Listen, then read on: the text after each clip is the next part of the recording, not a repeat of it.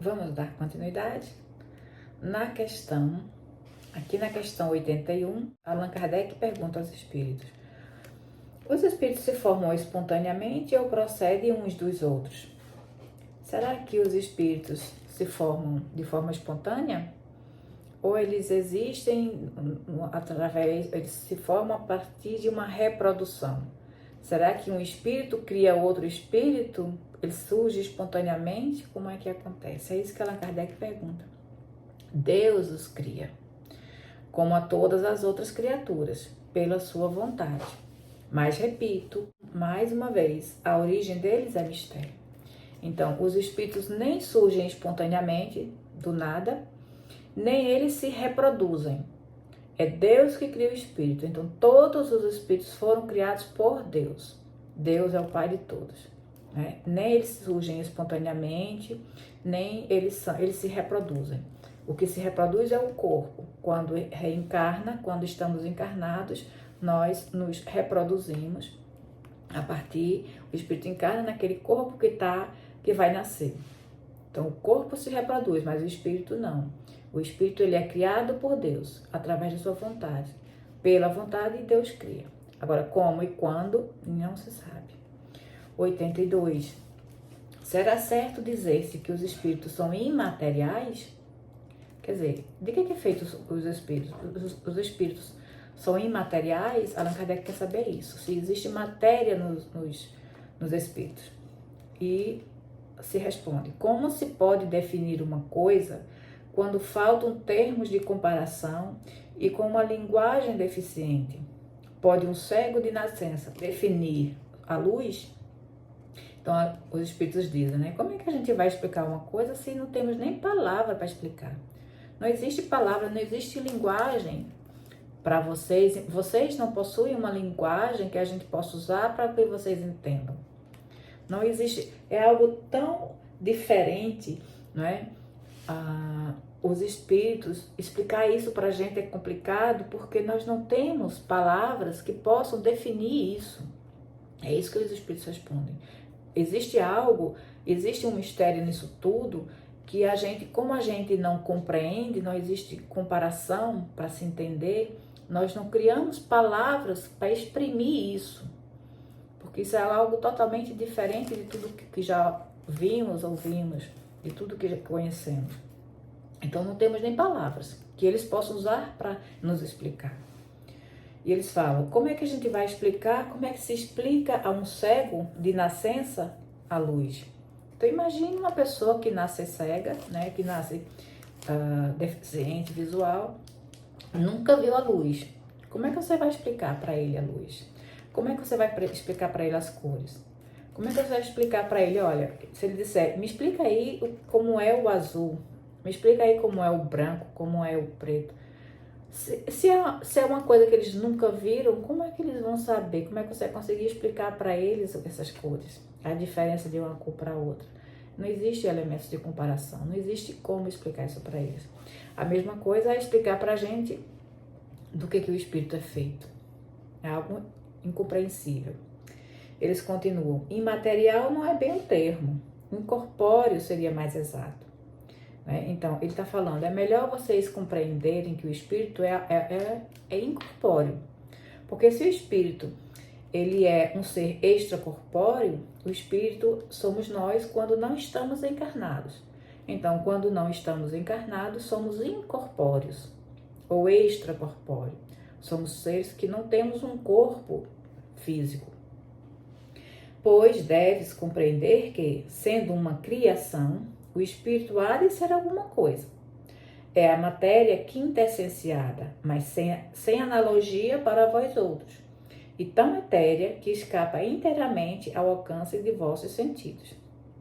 Então aqui os espíritos dizem o seguinte, olha, quando não estão encarnados, o espírito, vocês podem dizer que existe uma matéria quintessenciada nesse espírito, mas que não existe analogia, não existe como comparar. Tipo, essa matéria quintessenciada é como tal coisa aí que vocês entendem, que vocês sabem. Não existe nada na nossa na nossa ciência, não existe nada no nosso universo material que a gente possa ver e compreender e que se compare com essa matéria quintessenciada que o espírito tem quando não está encarnado. Então, o espírito, quando ele não está encarnado, ele possui uma matéria, ele possui um invólucro, ele possui um corpo quintessenciado, um corpo semimaterial, que é essa matéria quintessenciada que chamamos perispírito e que vamos estudar futuramente. Mas é algo que eles não têm como explicar para a gente, porque a gente não tem como compreender esse tipo de matéria. Então não é imaterial, porque existe matéria. O espírito tem um corpo semimaterial, que é uma matéria quintessenciada, que é esse corpo que reveste o espírito, que chamamos de perispírito. Mas, por isso que não se pode falar imaterial, porque ele tem, sim, uma matéria, um elemento semimaterial. Então, por isso que ele diz, não é apropriado, o termo apropriado não é imaterial, mas incorpóreo ou extracorpóreo. Na questão 83, ele pergunta, os espíritos têm fim?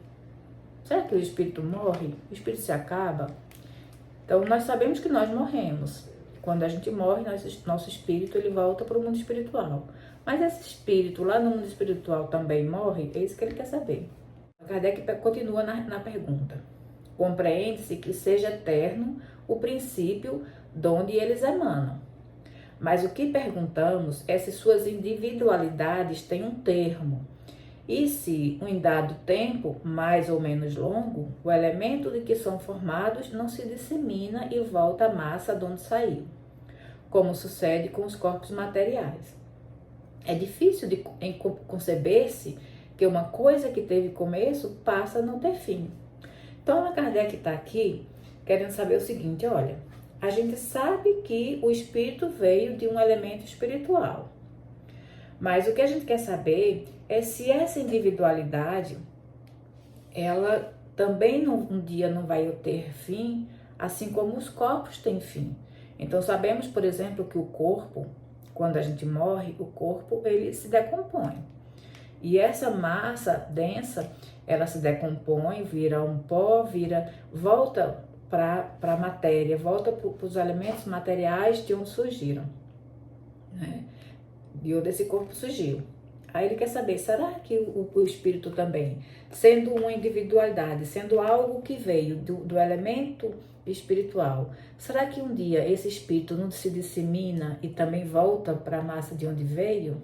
Volta para a fonte? Será que é assim? Os espíritos respondem, há muitas coisas que não compreendeis, porque tendes limitada a inteligência. Isso, porém, não é razão para que as repilais. O filho não compreende tudo o que a seu pai é compreensível, nem o ignorante tudo o que o sábio apreende. Dizemos que a existência dos espíritos não tem fim, é tudo o que podemos por agora dizer. Então ele fala, né, que não é possível o pai saber tudo, o filho saber tudo que o pai sabe. Assim como uma pessoa, uma ignorante, né, uma pessoa que não compreende as coisas, que não sabe das coisas ainda, compreender tudo que um sábio sabe, né?